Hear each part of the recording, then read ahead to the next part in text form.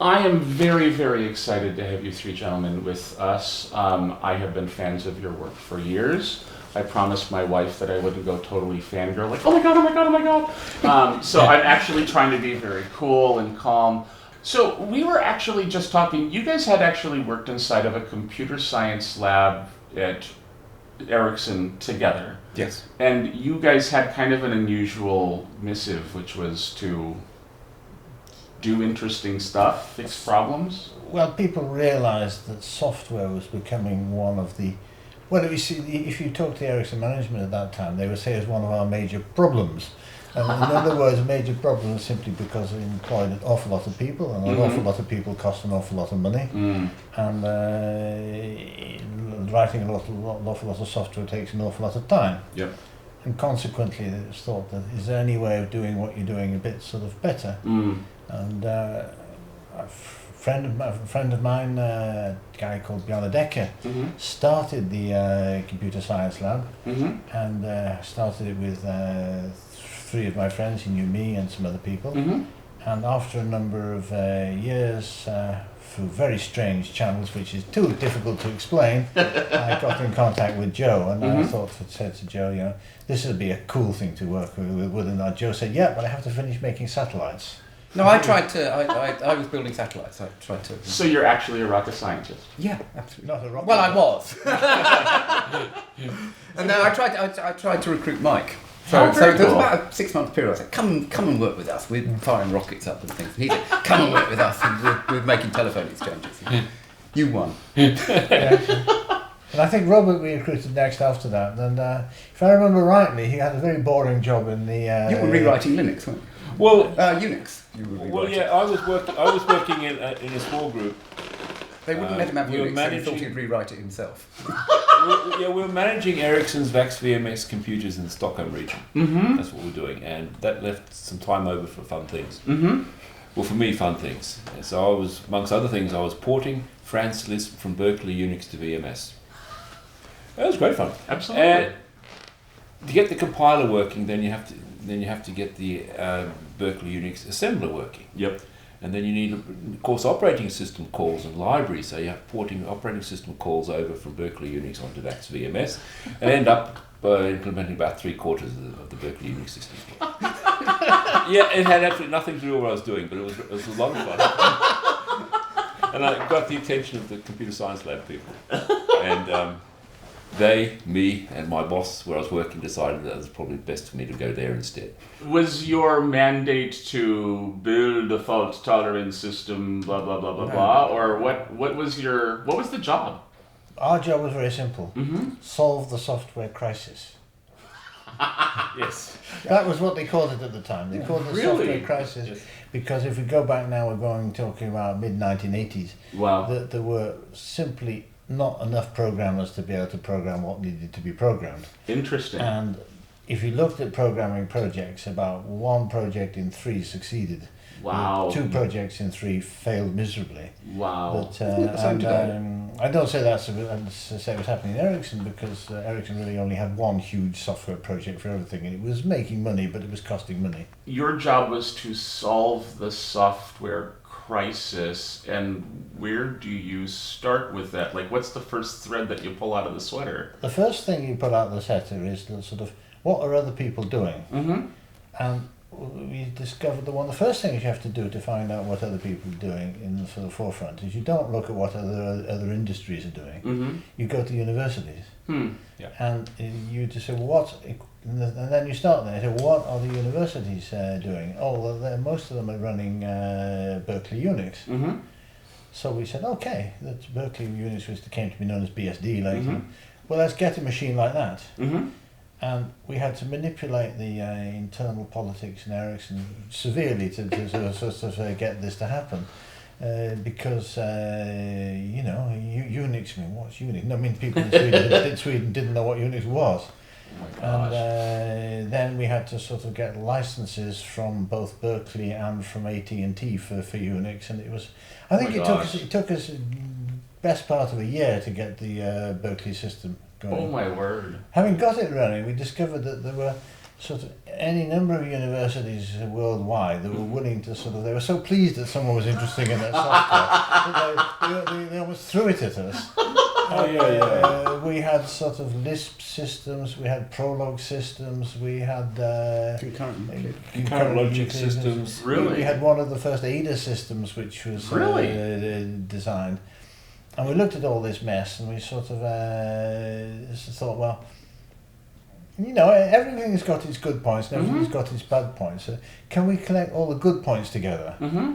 And after several attempts, I think that is really what sort of became Erlang. If you look at the sort of division of labour, I mean, I was the person that knew the Ericsson's problems with Ericsson systems because I'd worked with them for a long time. Joe was the person who had the sort of, these two were the people that had the sort of more computer science background. So I sort of fed them, this is what we need to do, and they said, this is what, we tried how to do it.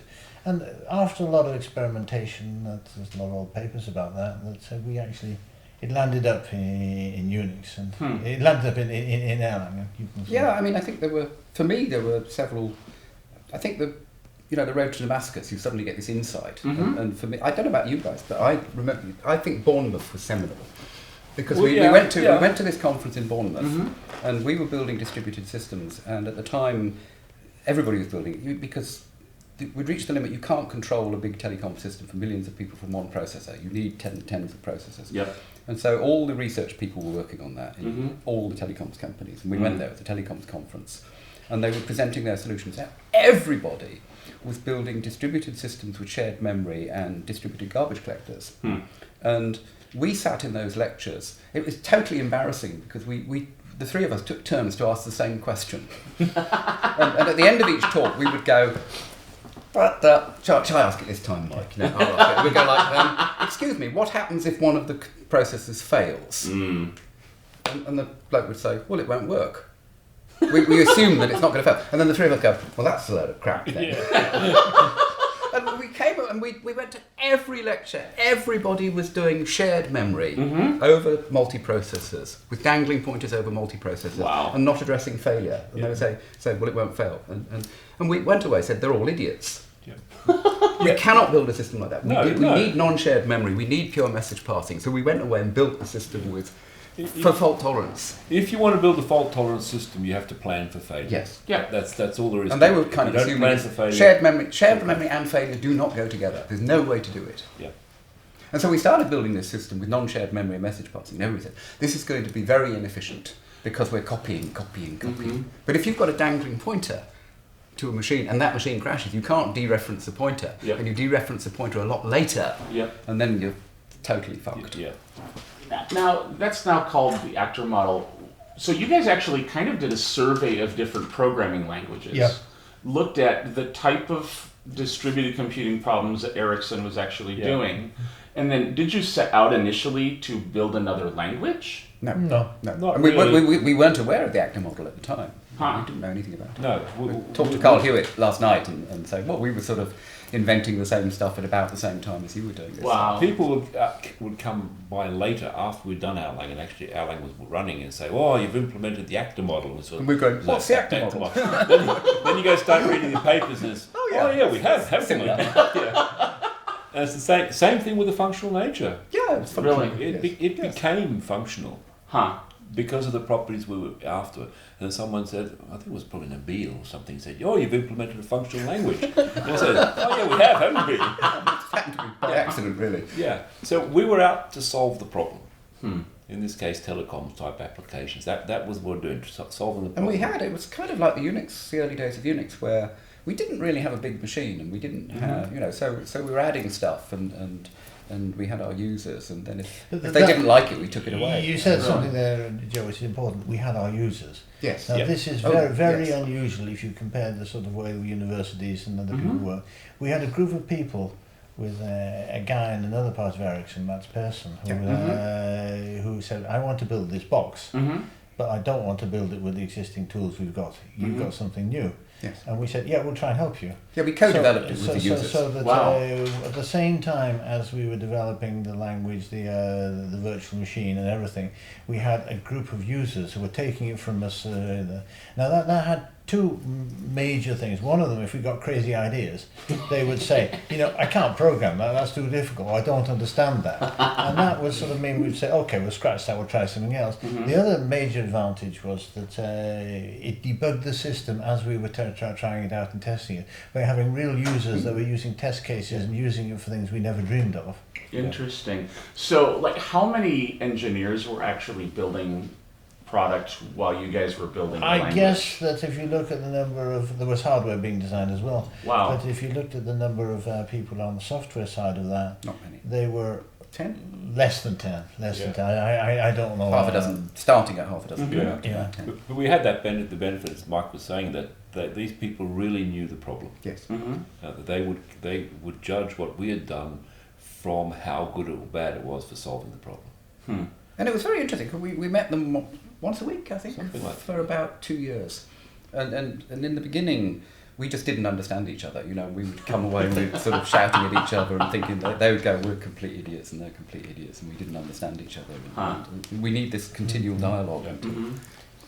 So they made a system based on a 68,000 computer, a chip and a Motorola 68,000 and a operating system which I suppose still lives on somewhere, called VxWorks. And they got it working, and it was actually... I think it's still working, isn't it? A lot of the work was actually done in Ericsson in Anaheim in Los Angeles, who designed a lot of it. I don't know whether it's still working or not. Well, I think it became something called the Mobility Server. And as far as I know, it was used in the European Union. That part of Ericsson was sold off later to another company. Wow. So, But it was used in their parliament, wasn't it? In the European Union. I don't know. That was the biggest sale of them. Oh my gosh. That's probably been replaced by something now. Yeah. Wow. But that was also one result why the language and the system are so small, and because we did actually remove things.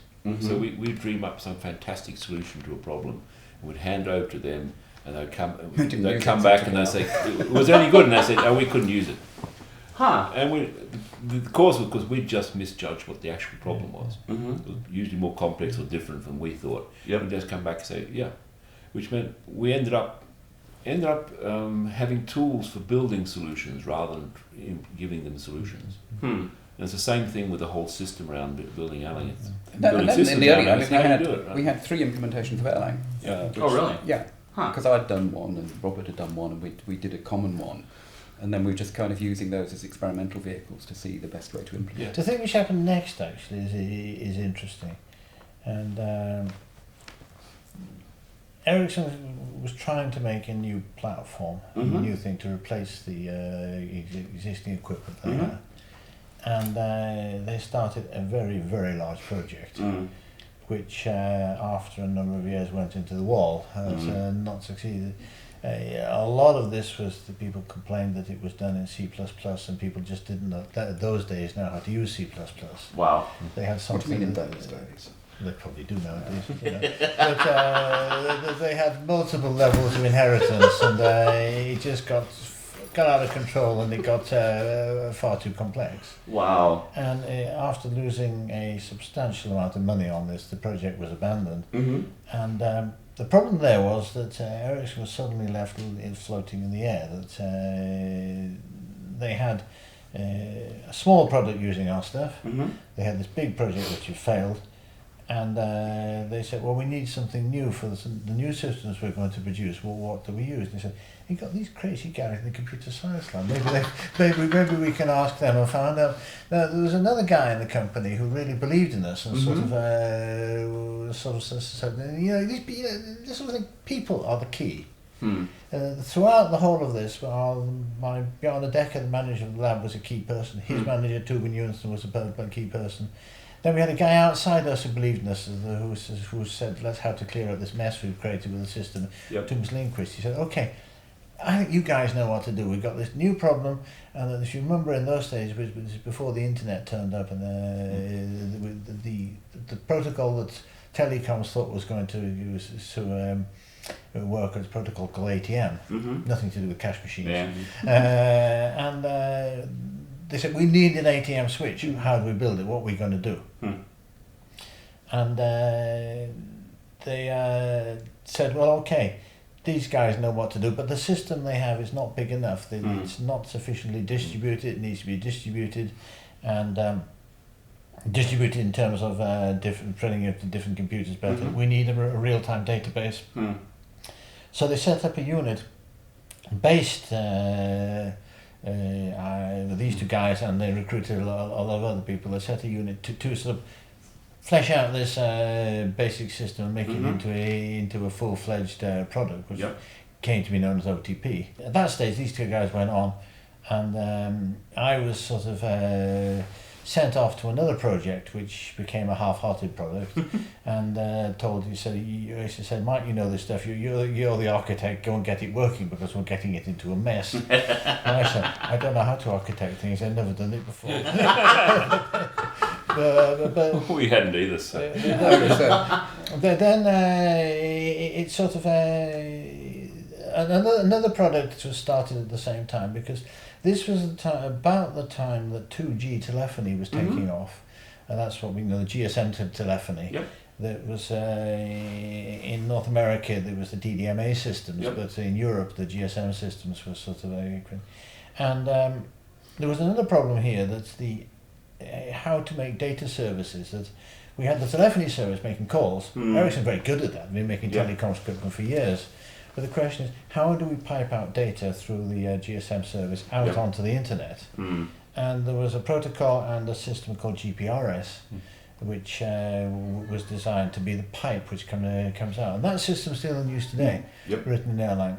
And as you may know, that GPRS is written in Erlang? The Ericsson implementation. That Ericsson has today somewhere like 45% of the mobile infrastructure of the world. Wow. The whole world. Wow. And parts of that is written in Erlang. And the data pipe out from the system outwards is the control plane for that is written in Erlang. I know that Erlang is actually, one of its claims to fame is 5 nines of reliability. At what point when you're designing a programming language do you say, I want to optimize for failure? Very early. Because that's fascinating. That's the first thing. The earlier Really? the better. That's the deepest part. I think that's one of the things we did differently from many other languages and systems. We were thinking concurrency and fault tolerance from the very beginning. Erlang is primarily a language for building fault-tolerant systems. It is not efficient. So was it seeing problems in the current implementations of the software that they were actually using and saying when this node went down, it was just a cluster of... And we, as Mike was saying, we did a lot of experiments. We had a small switch in our lab. We could program it from our VAX machine, and we did experiments, basically telecoms type applications in every language or system we could run on. We'd known from the beginning we're going to control hundreds of thousands of users or millions of users. Wow. And we know we can't do that on one machine. Wow. We know we're going to have hundreds of machines controlling it, and we know those machines are going to fail. When we talk about... So we are thinking about that. Imagine that's where you are thinking today, but we were thinking about that in 1985. I know. So we'd solved those problems by 1990. Wow. The important bit there is that the fault tolerance is not just a question of hardware failures or communication failures, also the fact that you're going to have bugs in your software. Yes, of course. Yeah. And you have to sort of... Far more than the hardware.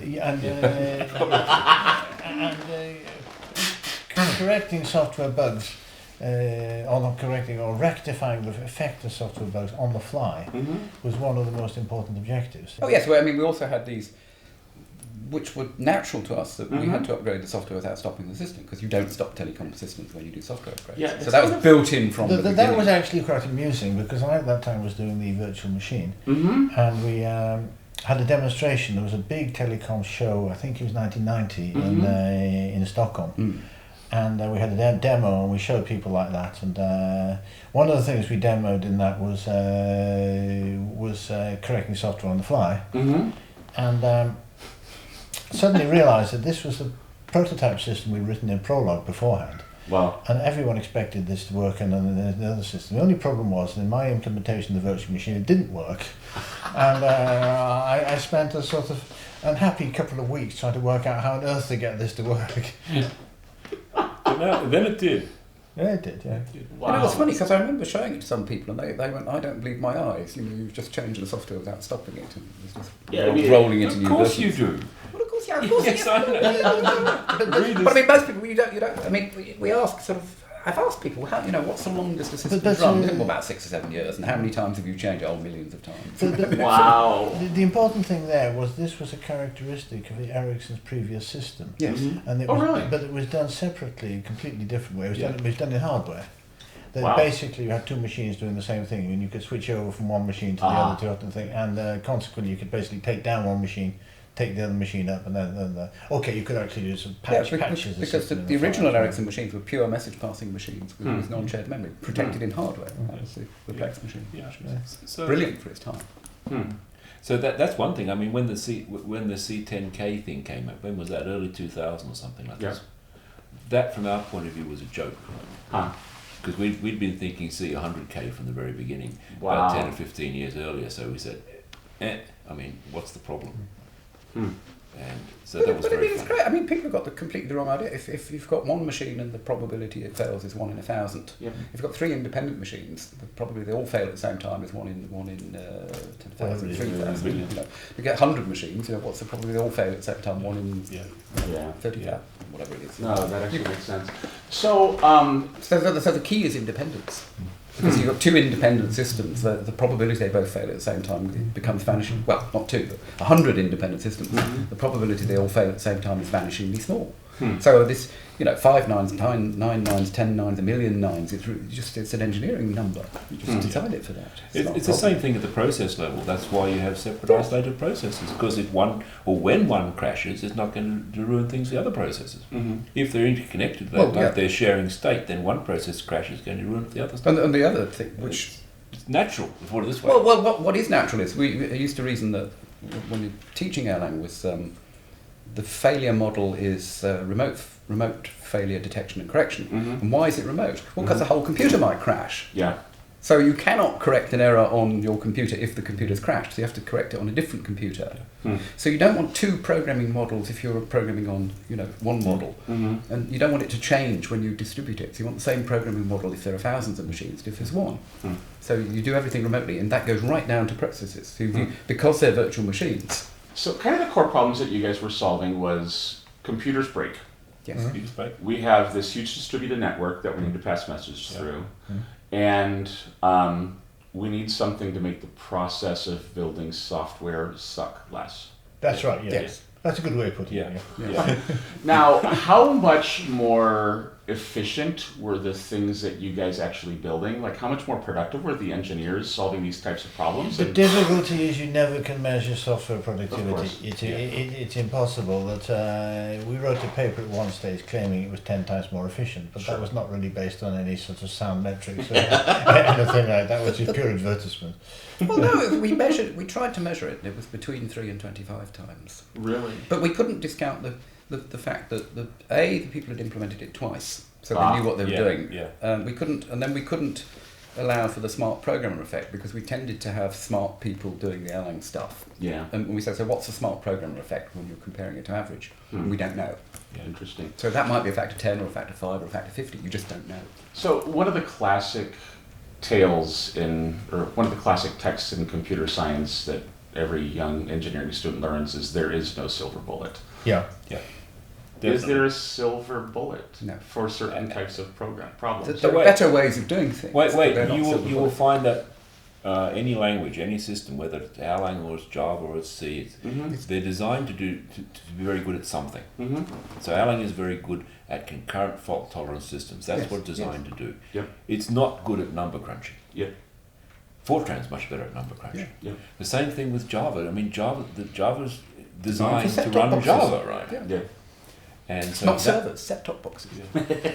So from that point of view, this idea of having multi-language systems, from our point of view, is very natural. You have in any large system, you have different parts of the system have different set of requirements. So naturally, you pick the language or system that fits that bit, and you have different things in, and you glue them together in some way. So from our point of view, that's a very natural way of looking at it. And I would say probably most Erlang applications are built around that principle. Interesting. That it's more almost a layer. It's like a layer, or you attack part of the problem with Erlang. Mhm. You've got something with a lot of concurrency and control, you write that in Erlang. I've got something that talks to a block of hardware, that might be written in a special language. I've got a database talking this, I've got another bit of the system talking that, and you just put them all together. Mm-hmm. And in many systems, Erlang is a sort of concurrent glue, putting things together. And this is how most of the Ericsson products using Erlang are built. I mean, they're not using Erlang to do the low-level stuff. FPGAs and all sorts of stuff. You've got specialized hardware for all the signal processing, and using Erlang to control that. You guys build Erlang. You build OTP, which is the set of libraries that Erlang uses, and it's a wild success inside the company. Everybody loves it. No, and you're no, able to that's hear it. Not a wild success, but some people love it.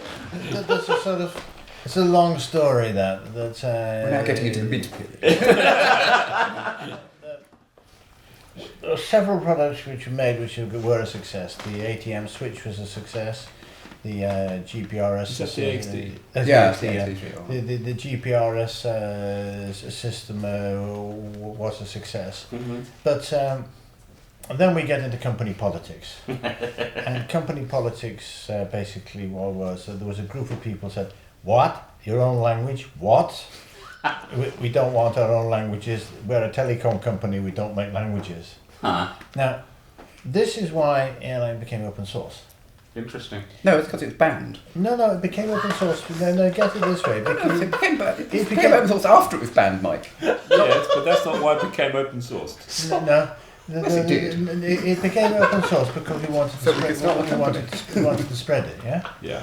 Mm-hmm. And we wanted to have this knowledge outside the company, so it wasn't just a sort of small proprietary Ericsson thing. There was also a sort of conflict within the company where one part of the company wanted to use Erlang, the other part of the company didn't. Unfortunately, the part of the company that was making most of the money didn't want to use it, the company which we landed up in that conflict. So we then had a sort of turbulent period where Erlang was sort of not used and banned from one part of the company, but was used in another part of the company. And, It's company politics. to cut it's a always- long story short, that a lot of the company started producing the 3G system in C++. We used their software, which sucketh greatly. But nevertheless, I think it is a remarkable achievement for the Ericsson engineers. They actually made a system which worked, Wow. and which has been wildly profitable. What were the biggest surprises while you were just kind of in the last 25-year journey? Are there any surprises? Well, being banned was a surprise. We didn't know anything about it. didn't worry We about. just came in for lunch and some bloke, I talked to Torben, we just go, it's beginning to go well now, we're going nicely, everything's going along. And some bloke came rushing in, you've been banned. So what do you mean we've been banned? Look at this email. And even Torben didn't know anything about it. That was a big surprise. I think what surprises me most, not being bad, that's company stuff. I keep my head down, so it wasn't too bad.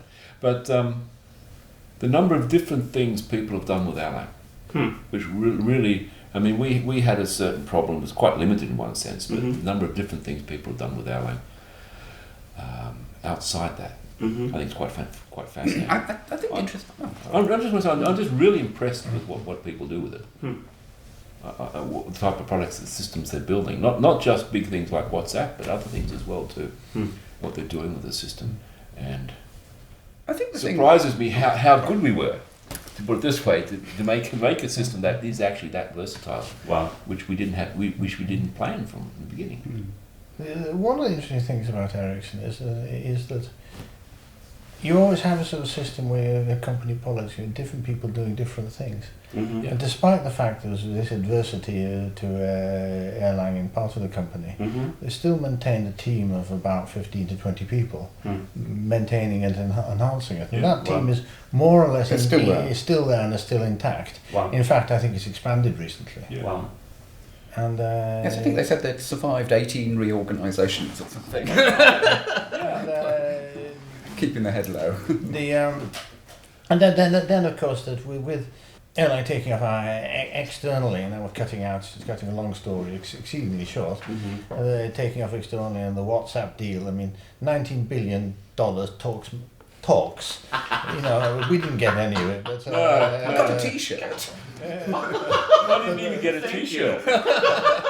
But with that sort of money sort of floating around, you know, ears begin to prick up in Ericsson, and people sort of, well, maybe there is something in this after all. And you can say what's happened now. There's been a sort of resurrection of Ericsson Erlang inside Ericsson, and you see more and more products. I mean, Joe Moore's about to borrow that, but he's moved back to Ericsson. Embedded systems. And it definitely is being used more and more than it was.